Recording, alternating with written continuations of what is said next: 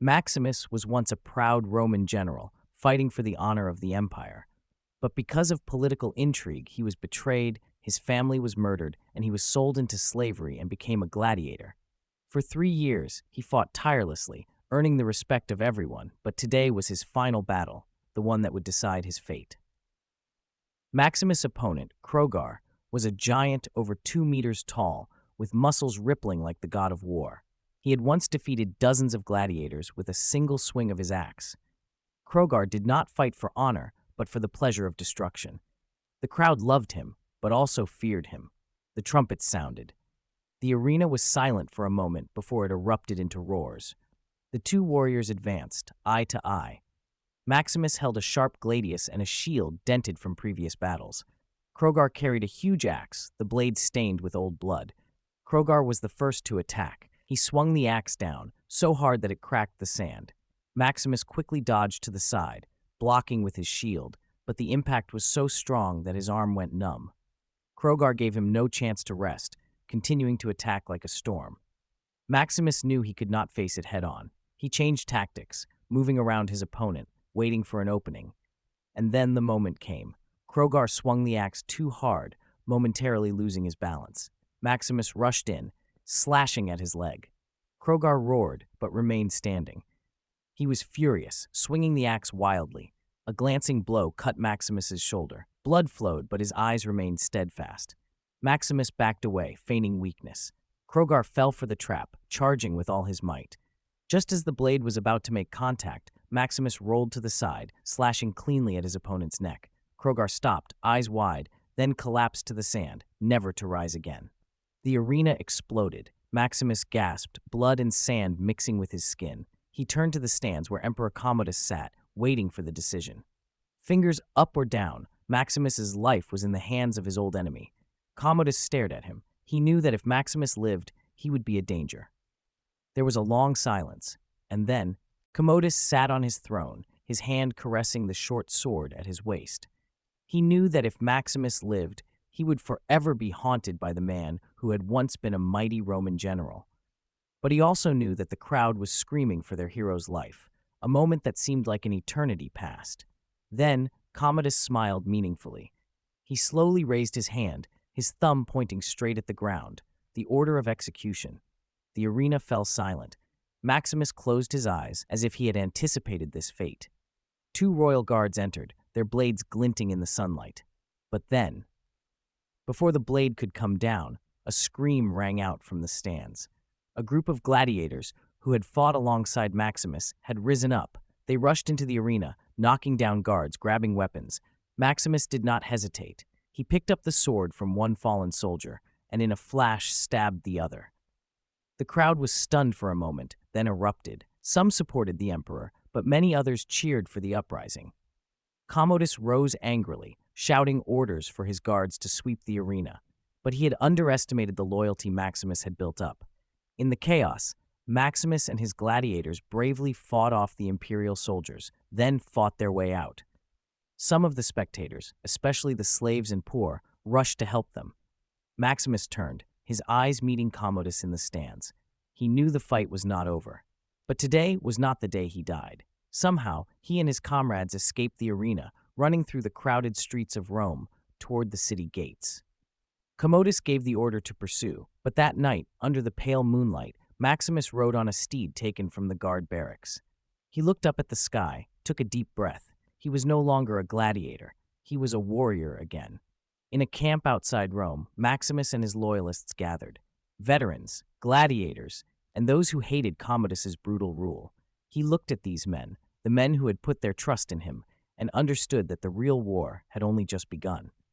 He drew his sword, raised it high before the crowd. I have been betrayed. My family has been killed, but I still stand here, for the true Rome, for justice. Commodus thought he could crush me, but he forgot one thing. He paused, his eyes cold. The Roman lion never bows. The cry rang out across the night sky. The greatest battle of Rome was about to begin. The sun rose slowly from the eastern mountains, reddening the sky and illuminating Maximus' camp. The warriors beside him were not just gladiators, but also Roman veterans loyal to their former general. They were men who had once believed in the ideals of Rome, But now Rome under Commodus had become a giant prison. Maximus knew that they could not attack Rome head-on. The emperor's army was too powerful. But he also knew one thing: Commodus was hated by the people. And to overthrow him, they would need the might of the empire. He formulated a bold plan. "We will not strike with our swords first," Maximus said, his eyes sweeping over his comrades. "We will strike at the heart of Rome, at its people." They were more than a rebel group. They would become symbols of resistance. While Maximus was gathering his forces, Commodus was beginning to sense the threat at the imperial palace. Reports from across the empire suggested that a revolt was spreading. Citizens were painting lions on the walls as a sign of defiance. Disgruntled Roman soldiers were deserting to join Maximus's forces. Some provinces were even declaring their refusal to pay tribute to Commodus. The emperor's rage was building. "He is a wild dog, a slave and nothing more," Commodus shouted to his courtiers. But deep down, he knew that Maximus was more than a rebel. He was the symbol of a great Roman empire that Commodus could never represent, and that frightened him. Amidst the small victories, Maximus did not forget that he was fighting a cruel and cunning man. Commodus was more than a weak emperor. He was a snake that knew how to strike from the shadows. One night, while Maximus's men were resting, a group of mercenaries sneaked into the camp. Their knives glinted in the moonlight, but Maximus had been on guard. He had discovered a traitor in his ranks, a former gladiator who had been spared by Commodus. The night's battle was swift, but devastating. Several of Maximus's comrades had fallen. The battle had barely begun, but the cost was already high. Maximus looked at the dying traitor at his feet. Blood streamed onto the sand. "You sold your soul to him," Maximus muttered. The traitor sneered, even as he was dying. "You think you can defeat him?" he hissed. "He is the emperor. You are but a ghost of the past." Maximus did not answer. He simply drew his sword and with a single decisive thrust finished off the traitor. Time was running out. Commodus had ordered his best troops to be assembled to crush Maximus. But Maximus did not wait for him. Under the banner of a lion, he and his warriors marched into Rome. The people opened the gates to them. The guards, who had respected their former general, laid down their arms. The city erupted in a storm of rebellion. At the palace, Commodus felt real fear for the first time. "I will not let him take my throne," he roared. He donned his armor, took up his sword, and waited for Maximus to enter. The great doors swung open. The two men, the two fates, faced each other for the last time. Maximus, the Lion of Rome, and Commodus, the Emperor of Lies. "You should never have been emperor," Maximus said. Commodus smiled faintly. "And you should never have survived." They charged at each other. Swords swung, blood splattering the marble floors of the palace.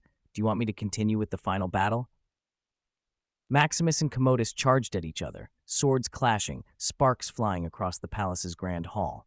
Outside, Rome shook with cheers and the clash of weapons as Maximus's men took over the streets.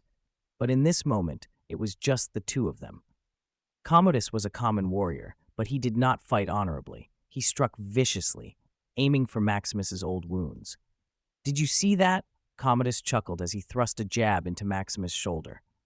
"Even the best gladiator, you are still a slave, a beast in a cage." Maximus backed away, breathing heavily, but his gaze remained cold. "I am a gladiator," he said, "but I have never been your slave." He counterattacked. Maximus's sword pierced Commodus's armor, leaving a long gash in the emperor's side. Commodus staggered, his face twisted in pain and shock. But he was not defeated. He drew a small knife from his belt, intending to stab Maximus in the back, a dirty trick he had become accustomed to. Maximus had anticipated it. He twisted, evading the blow, and with a decisive slash his sword went straight through Commodus's chest. Commodus staggered, his eyes wide with disbelief. Blood poured from his mouth as he collapsed to the marble floor. Maximus looked down at his enemy, without pity. "You ruled by fear," Maximus whispered, "but Rome is not yours." Commodus tried to say something, but only blood came out. He twitched a few times, then lay still forever. A lonely and despicable death. The palace doors swung open. Maximus's soldiers poured in, seeing the emperor's body. There was a hush, and then a roar that echoed through the palace. Maximus stepped out onto the balcony, looking down at the city of Rome below. At his feet, the people had gathered, waiting. He raised his bloody sword, and in that moment, the Lion of Rome became a legend. But he did not seek a crown. He did not want to be emperor. He only wanted Rome returned to its rightful owners. Maximus did not stay in Rome long. After handing over the reins to the Senate and those loyal to the true empire, he left. It is said that he returned to his homeland, where his wife and children had lived in search of peace. But the legend of the Lion of Rome never died. For generations to come, children would hear of a gladiator who stood up against an empire and won.